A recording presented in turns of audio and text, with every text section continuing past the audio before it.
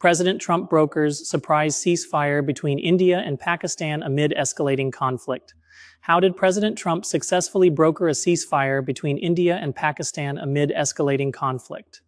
In a stunning turn of events, President Donald Trump announced a ceasefire between India and Pakistan, halting what had rapidly become one of the most dangerous escalations in South Asia in recent years. The ceasefire, which came after days of intense cross-border attacks and diplomatic maneuvering, was confirmed late this afternoon through an official post on Trump's Truth Social account.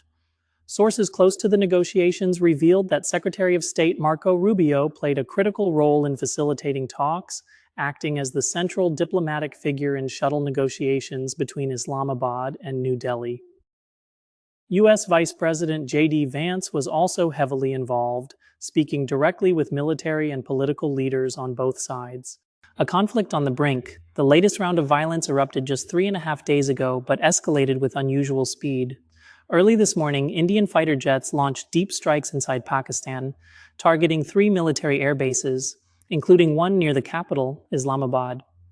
According to Pakistani military sources, these strikes prompted a massive retaliatory response, with missiles and rockets fired into Indian military facilities, including those along the contested line of control in Kashmir. Diplomatic communications between Pakistan and the U.S. reportedly intensified as the strikes unfolded. Pakistani officials told CNN that they were in real-time contact with Secretary Rubio, who urgently warned of the conflict's spiraling potential. As the scale of Pakistan's counter-response became clear, Indian officials reportedly reached out to multiple regional players, including Saudi Arabia and Turkey, but it was Washington's direct involvement that ultimately proved decisive. Diplomacy in overdrive, according to multiple sources who were in the room during high-level discussions. Secretary Rubio spent the last 48 hours orchestrating an emergency series of back-channel talks. His efforts were supported by urgent calls between Vice President Vance and the leadership of both India and Pakistan. Pakistan was on a military pause for much of the last 2 days, allowing room for diplomacy, one senior source familiar with the talk said. But that window was shattered by the Indian airstrikes this morning.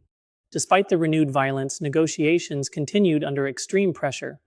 By early evening, both nations reportedly signaled willingness to step back, resulting in a fragile but official ceasefire coming into effect just over an hour ago.